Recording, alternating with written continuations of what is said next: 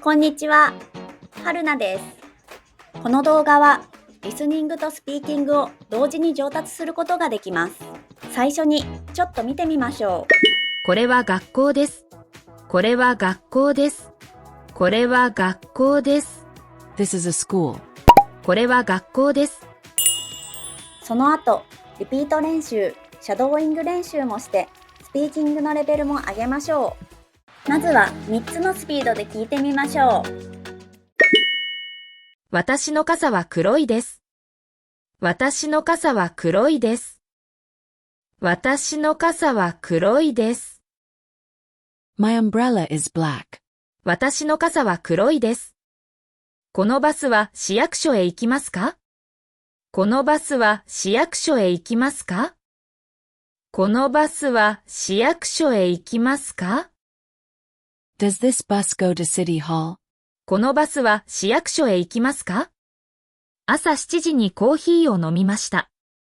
朝7時にコーヒーを飲みました。朝7時にコーヒーを飲みました。I drank coffee at 7 in the morning. 朝7時にコーヒーを飲みました。部屋の中に猫がいます。部屋の中に猫がいます。部屋の中に猫がいます。There is a cat in the room. 部屋の中に猫がいます。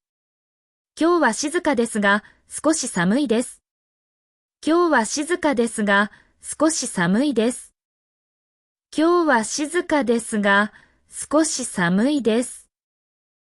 It's quiet today but a little cold. 今日は静かですが、少し寒いです。この書類を社長に渡してください。この書類を社長に渡してください。この書類を社長に渡してください。Please hand this document to the president. この書類を社長に渡してください。母は電話で友達と話しています。母は電話で友達と話しています。母は電話で友達と話しています。My mother is talking with her friend on the phone. 母は電話で友達と話しています。部長はお客様に挨拶なさいました。部長はお客様に挨拶なさいました。部長はお客様に挨拶なさいました。The manager greeted the customer. 部長はお客様に挨拶なさいました。仕事の途中でパソコンが止まったことがあります。仕事の途中でパソコンが止まったことがあります。仕事の途中でパソコンが止まったことがあります。There was a time when my computer froze during work. 仕事の途中でパソコンが止まったことがあります。早く寝れば明日もっと元気だったのに。早く寝れば明日もっと元気だったのに。早く寝れば明日もっと元気だったのに。If I had gone to bed earlier, I would have felt better tomorrow. 早く寝れば明日もっと元気だったのに。毎日の動画を続けるために高評価ボタンで応援お願いします。今度はフレーズを繰り返して練習しましょう。私の傘は黒いです。このバスは市役所へ行きますか？朝7時にコーヒーを飲みました。部屋の中に猫がいます。今日は静かですが、少し寒いです。この書類を社長に渡してください。母は電話で友達と話しています。部長はお客様に挨拶なさいました。仕事の途中でパソコンが止まったことがあります。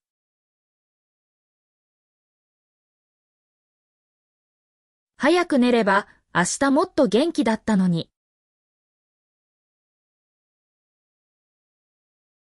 シャドーイングです。